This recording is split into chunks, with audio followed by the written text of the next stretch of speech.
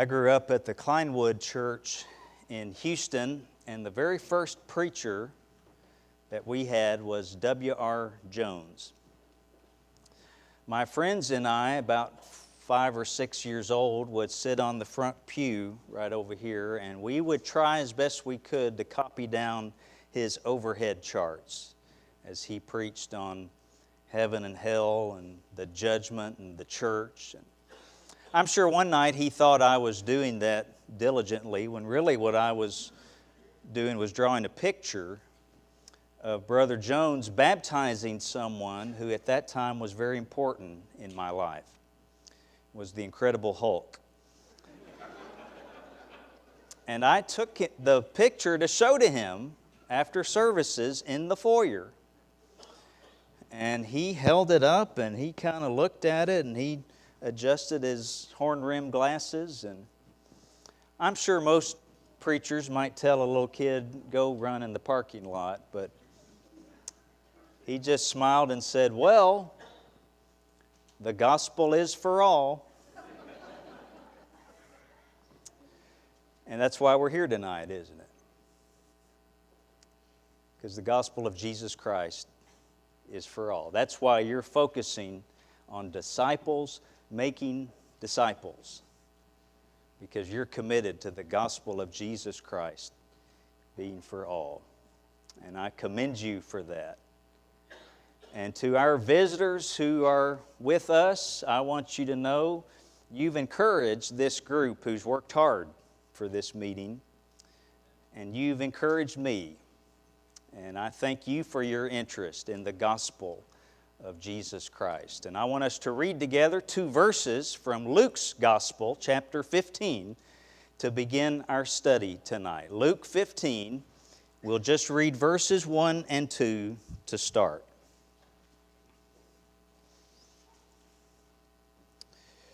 Luke 15 and verse 1.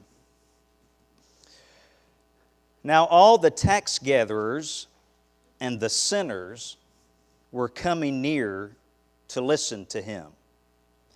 And both the Pharisees and the scribes began to grumble, saying, this man receives sinners and eats with them.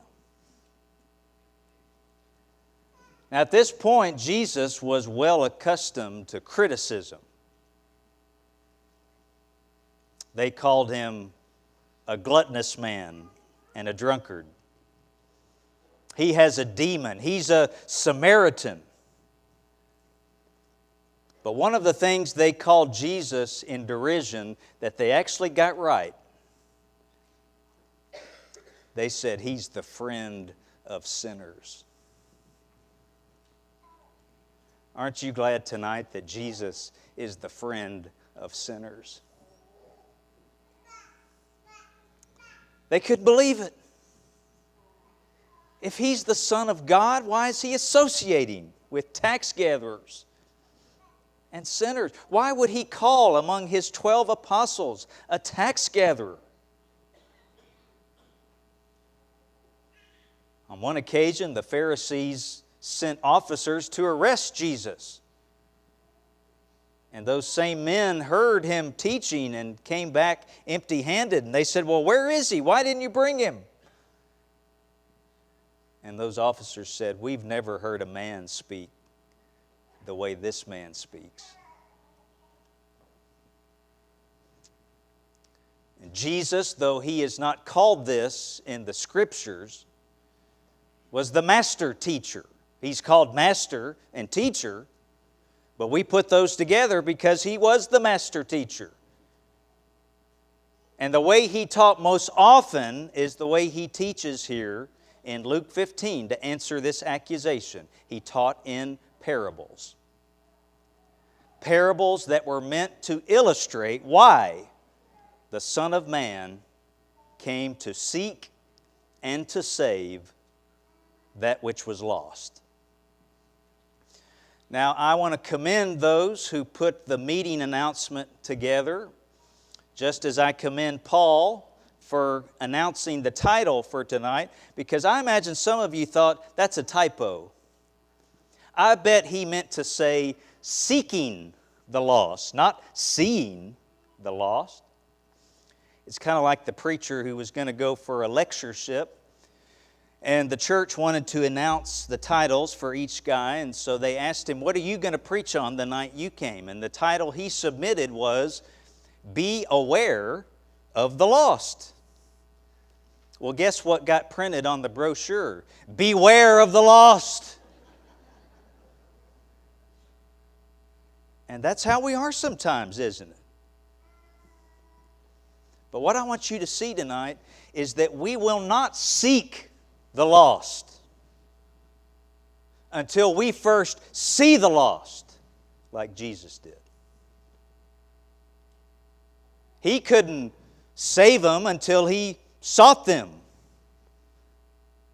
And we will not seek them until we see them through the eyes of heaven. And that's what these three parables do for us.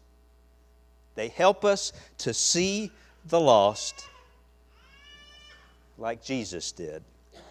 That's why He was the friend of sinners.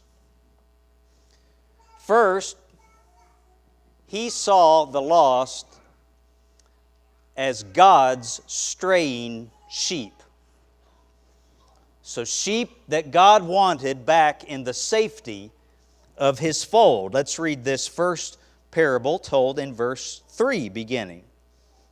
He told them this parable, saying, "What man among you, if he has 100 sheep and has lost one of them, does not leave the 99 in the open pasture and go after the one which was lost until he finds it?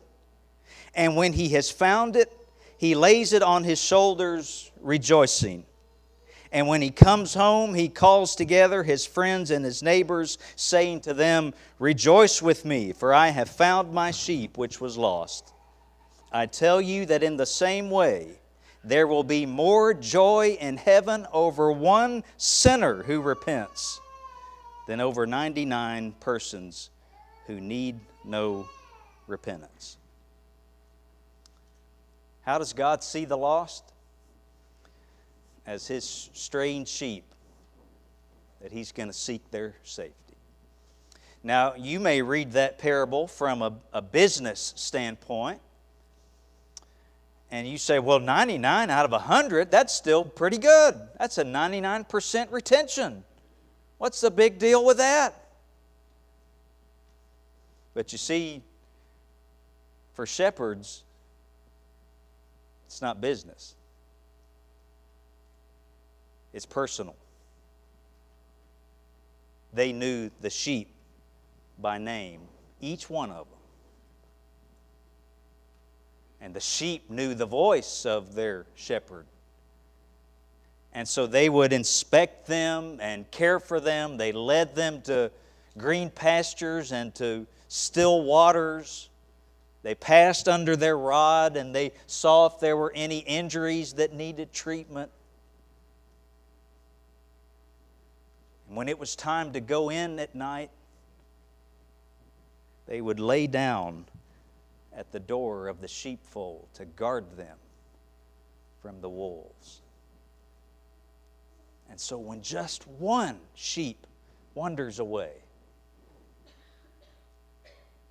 they would leave the 99 and go into the pasture to search for it. Why would they do that? That's my sheep, they would say. Even when Jesus said in John 10, I am the good shepherd, remember, I lay down my life for the sheep that I may take it up again. Even Jesus said on that occasion, I have other sheep which are not of this fold. I must bring them in, that they shall have pasture and be one flock under one shepherd. God sees the lost as His straying sheep. What was it that motivated Jesus when He looked out over the crowd Remember, it said He felt compassion for them in Matthew 9 and verse 36, because they were like sheep without a shepherd. And He wanted to be their good shepherd. See, we won't seek the lost until we first see them from God's perspective. The shepherd says, that's my sheep. I want them back. I want to rejoice when they come back in repentance. God does not play percentages or the odds. He desires for all men, listen to it, all men to be saved and to come to the knowledge of the truth. 1 Timothy 2 and verse 4. That's what God wants. So I want you to think about this the next time you have disappointment that you didn't get what you wanted, or you don't have everything that your heart desires. Even God does not get everything He wants, because He wants them all. In contrast to the leaders of Israel, He said, "Behold, I myself will search for my sheep and seek them out. I will seek the lost and bring back the scattered, bind up the broken, and strengthen the sick." Ezekiel 34, verse 11 and 16. You know, sometimes we as members of the local church might be frustrated with our shepherds. And we see how patient they are with members who are wayward. And from our seats, we might even say things like, well, they should just withdraw from them and get it over with. See, we're not thinking like a shepherd. That's their sheep. They want to exhaust every possibility. They're going to give account to the chief shepherd for how they've used these souls that have been entrusted to them. We got to start thinking like a shepherd. And remember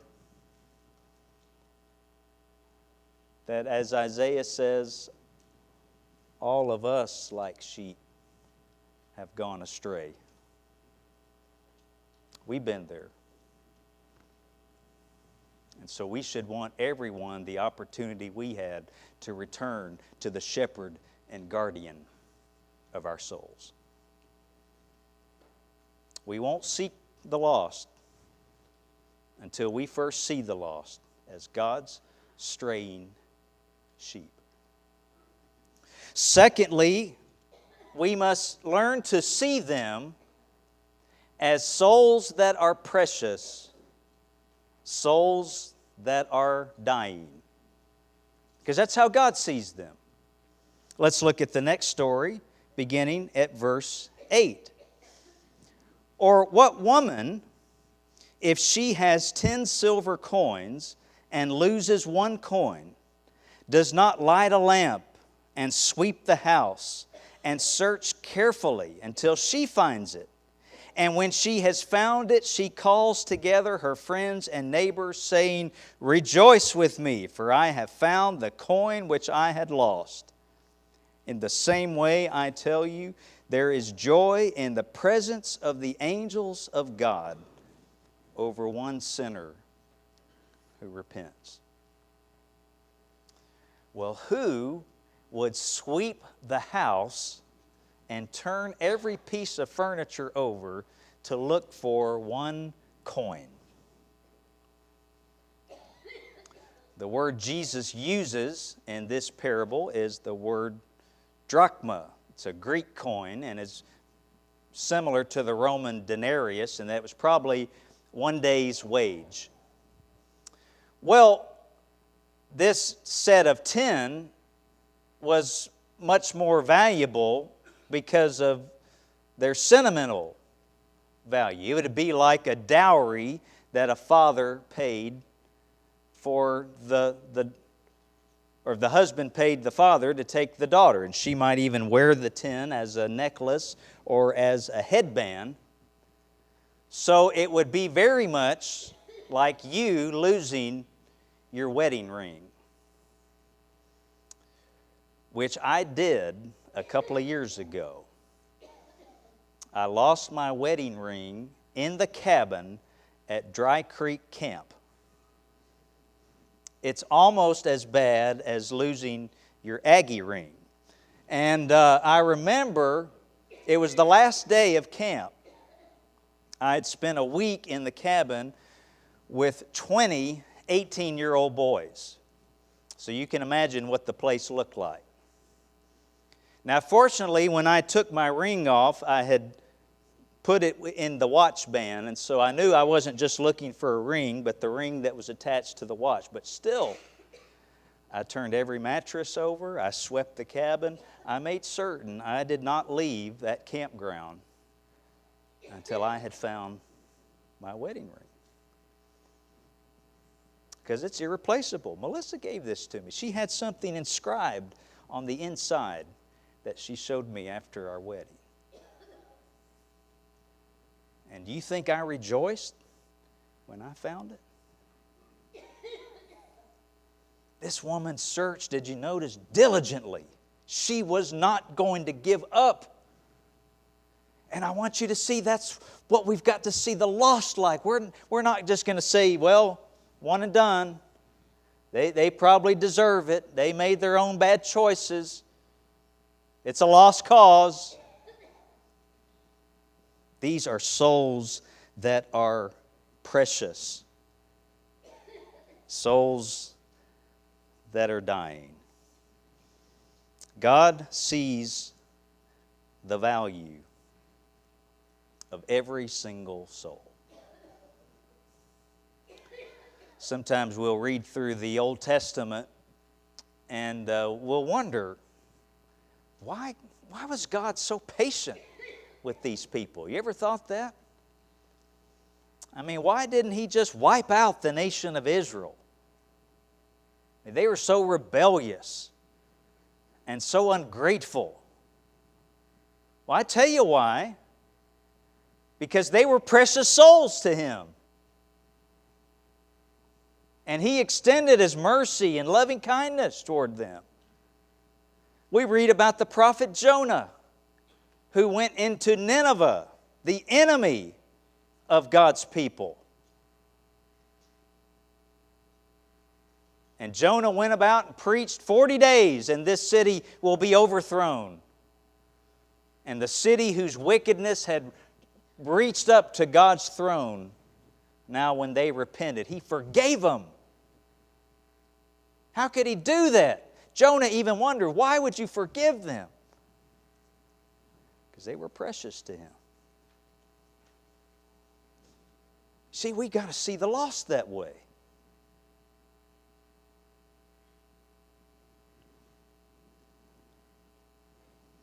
Even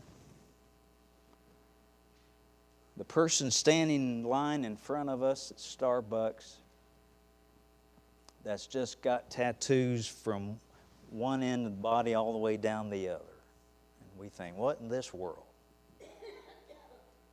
That's a precious soul in the eyes of God. The one who's got piercings all over, the one who's a different religion or no religion, they're precious to God. They need the gospel. And we won't seek them until we first see them like Jesus does. This man receives sinners and eats with them. That's why He came, to seek and to save that which was lost. Let's start seeing them like Jesus. And then finally, we come to the third parable. And this one helps us see God sees the lost as His children who are away from home. God's children who were away from home. Verse 11, a certain man had 2 sons, and the younger of them said to his father, Father, give me the share of the estate that falls to me. And he divided his wealth between them. And not many days later, the younger son gathered everything together and went on a journey into a distant country. And there he squandered his estate with loose living.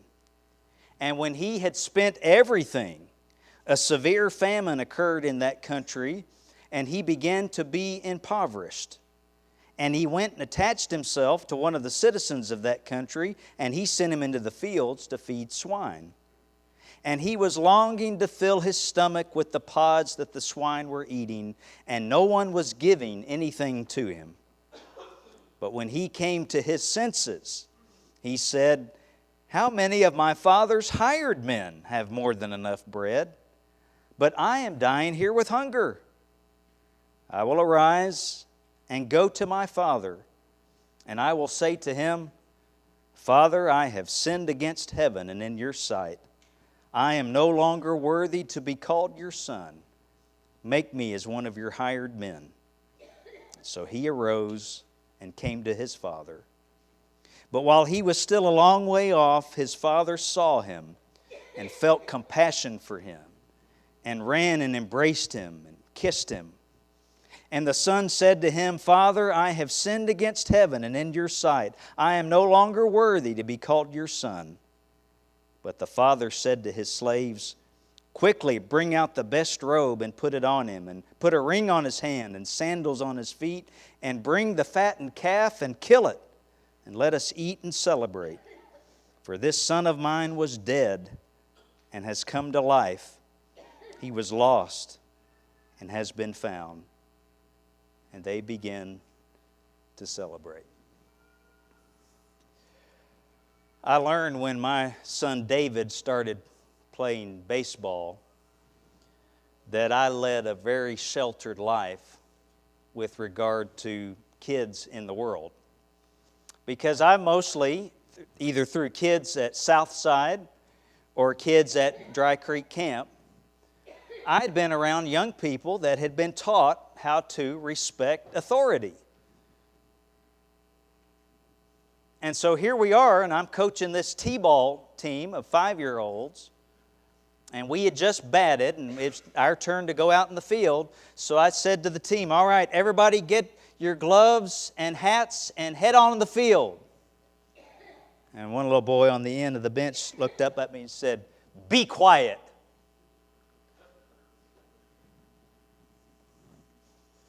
Now, fortunately, I made arrangements with my parole officer to be with you this week. But I tell you what thought came to my head, which helped me with my self-control in that moment. That's somebody's kid. And he doesn't know me any better. He hadn't been taught, but that's somebody's kid. And I tell you what, we better start thinking. That's God's child. Created in His image, made in His likeness. And God wants His child back home. In Jesus' story, notice how the lost comparison keeps getting smaller and smaller. First 1 out of 100, 1 out of 10, now 1 out of 2. And it was common in Jesus' day for the father, as he was dying or approaching death, to divide his wealth between his sons. And so the older son would have gotten 2/3 because he would get the birthright, and the younger son 1/3. But notice that this son was not willing to wait for the father to die. And so I want you to appreciate that when he says to his father, give me the share of the estate that I'm due, what he's saying is, Dad, I wish you were dead.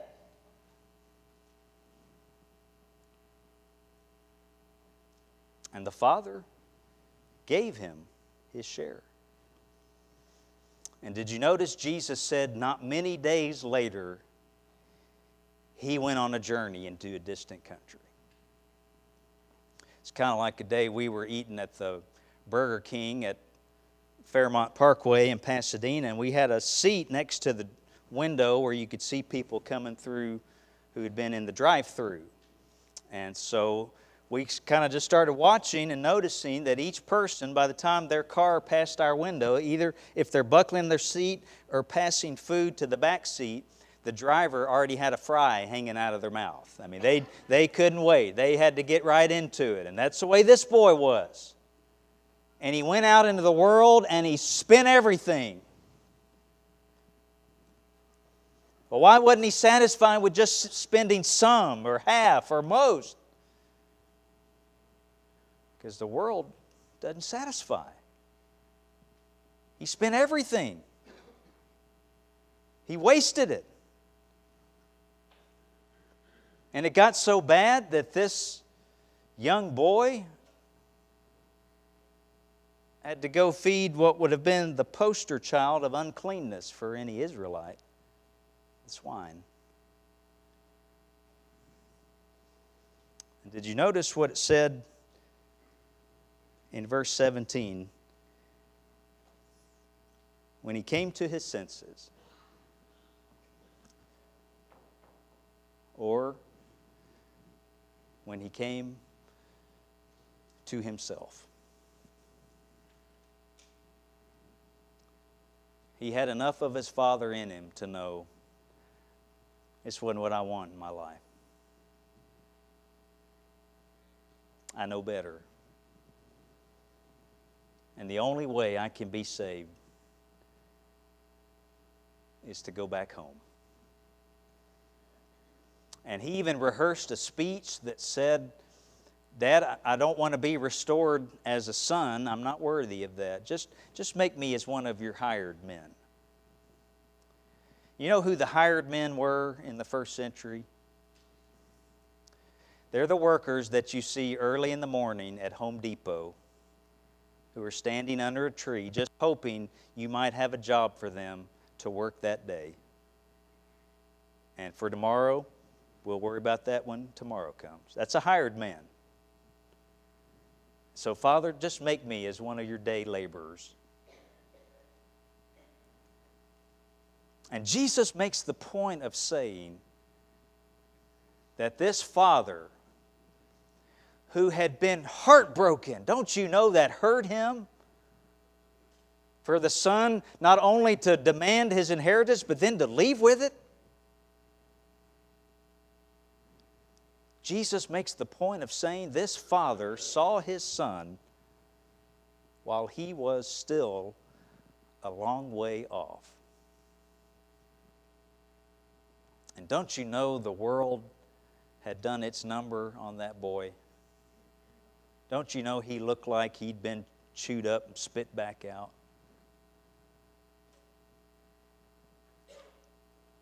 My sisters and I had a German Shepherd when I was growing up. And my sister Christy and I went outside to play with him one day. We lived out on about 2.5 acres in Houston. And he wasn't out there. And we called for him, and we went looking for him, and he wasn't anywhere to be found. And we even talked Mom into getting in the car and driving around and looking for him. And my sister Christy and I sat in the back seat of the car with our arms folded, and we said, when that dog gets home, he's going to get the biggest whooping he's ever got. Well, it got dark, and Mom called off the search party. Now my sister and I were in tears. As we drove up the driveway, we saw him sitting by the house and his green eyes highlighted by the headlights. And we jumped out of the car, and do you honestly think we spanked that dog?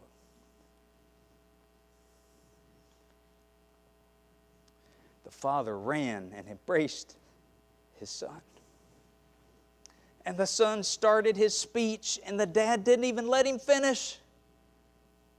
And did you notice the things He commanded to be brought? A robe and sandals and a ring. Those were not things that a servant wears. Those are marks of sonship. Sometimes we're like David and say, Lord, just let me be a doorkeeper in your house. Just let me stand at the threshold. I don't even deserve that. And God says, you come here and you sit at my throne. And you enjoy all the blessings of being my son and my daughter. That's how God sees those who are lost. And while we're griping and complaining when somebody comes to the forward in the assembly and we think, oh, how long is this going to last? I wonder what they did this time. How much is it going to cost the church this time? And the angels are rejoicing in God's presence. You ever notice how easy it is for you to tell somebody else what they ought to do with their kids? We say, I tell you what, you just need to kick them out of the house. Well, that's easy for you to say. That's not your kid. I tell you, you just need to cut her off. It's not your child. You going to tell God what to do with His? How can you forgive them again? Because those are His children away from home, and He is ready to rejoice and celebrate when they've come back to His house. See, John said, how great a love the Father has bestowed upon us, that we should be called children of God. And such we are. 1 John 3 in verse 1. Sometimes we're like the older brother who, when he complained, did you notice later in the parable, he says, this son of yours who's devoured your wealth with prostitutes. But when the dad refers to him, he said, your brother has come home. Your brother.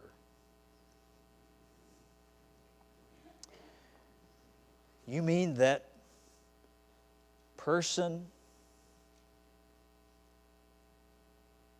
who's a homosexual?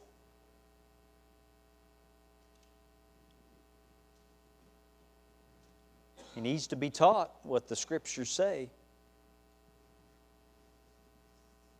But he's our brother in the human race. Created in God's image just like we were. You mean that lady who supports abortion? She needs to be taught what the Scriptures say about the sanctity of human life. But she's our sister. She's God's child. And He wants her back at His house. We won't seek the lost until we first see the lost, as Jesus did,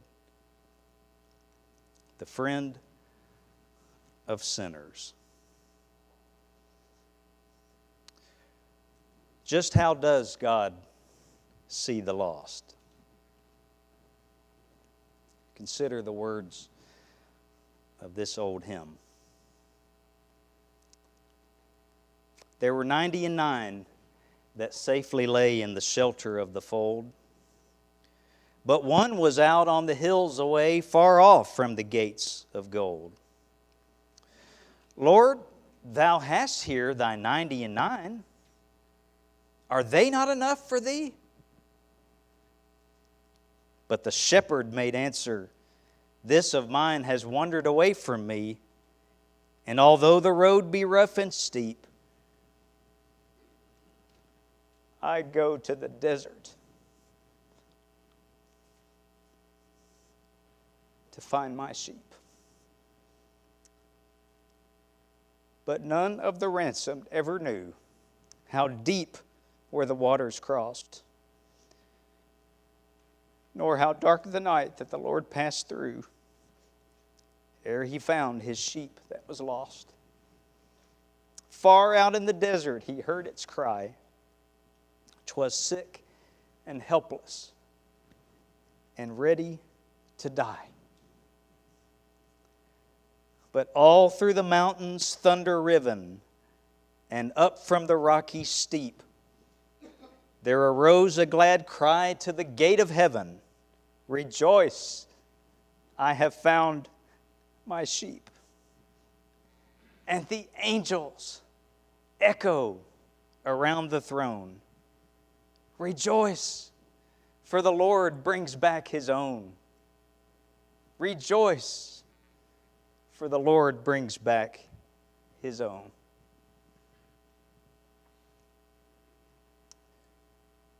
Who will make the heavens rejoice tonight? Who will cause the angels in the presence of God to shout for joy over God's sheep and precious soul and child who returns to the safety of his fold? And who will be motivated to see the lost as God does and then seek them so Jesus can save them? If you need to confess your faith and be baptized tonight, the Father's waiting with open arms, waiting for you to return. If you've been discouraged by the things of the world, if you've been far away from home, and you're ready to return to your loving Father, a song of encouragement has been selected, and you can let us know how we can serve you in the gospel that is for all, as we stand up and as we sing.